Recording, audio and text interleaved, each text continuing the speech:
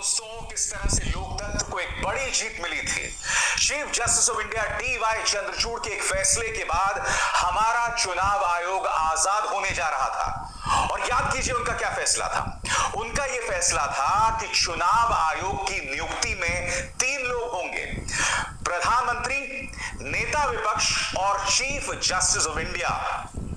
यह फैसला सुनाया था DY चंद्रचूड़ की सुप्रीम कोर्ट ने। अब सरकार एक नया बिल ला रही है दोस्तों, और लोकसभा और राज्यसभा में जो उसकी ताकत है उसके जरिए उस बिल को पारित करवाया जा रहा है, और वो बिल बहुत खतरनाक है। अब सरकार ये करने जा रही है कि चुनाव आयोग की नियुक्ति में 3 लोग होंगे, प्रधानमंत्री, नेता विपक्ष और एक कैबिनेट मंत्री। इसका अर्थ क्या हुआ दोस्तों?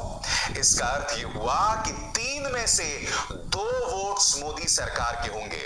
और DY चंद्रचूड़ साहब की अदालत का आदेश क्या था कि 3 लोग नियुक्ति करेंगे, प्रधानमंत्री, नेता विपक्ष और चीफ जस्टिस ऑफ इंडिया।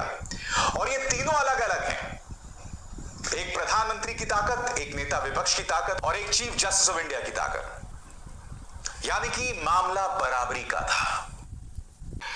मगर मोदी सरकार इतनी असुरक्षित है, इतनी इनसिक्योर है, 1 साल बचा हुआ चुनावों का, उससे भी कम।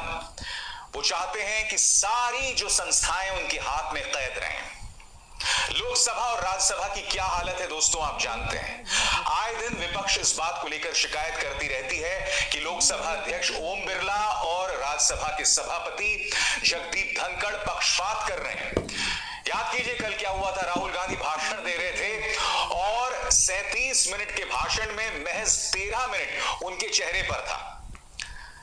और जब स्मृति ईरानी भाषण देने आई तो अधिकतर वक्त उनके भाषण के दौरान कैमरा उन पर था।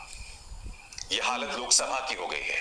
राज्यसभा के अंदर याद कीजिए किस तरह से संजय सिंह को निलंबित कर दिया गया था, किस तरह से राज्यसभा के सभापति ने आदेश जारी कर दिया था बगैर वोटिंग के डेरेक ओब्रायन को निलंबित करने के लिए। मीडिया की हालत आप जानते हैं दोस्तों, और चुनाव आयोग की भी हालत आप जानते हैं। याद कीजिए जब सुप्रीम कोर्ट ने यह फैसला सुनाया था तो उसमें उन्होंने क्या कहा था?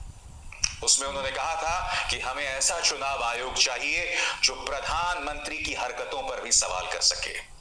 उन्होंने यह कहा था कि चुनाव आयोग में पूर्व मुख्य चुनाव आयुक्त TN शेषन जैसे CEC क्यों नहीं है। तल्ख तेवर उस वक्त सुप्रीम कोर्ट ने अपनाए थे।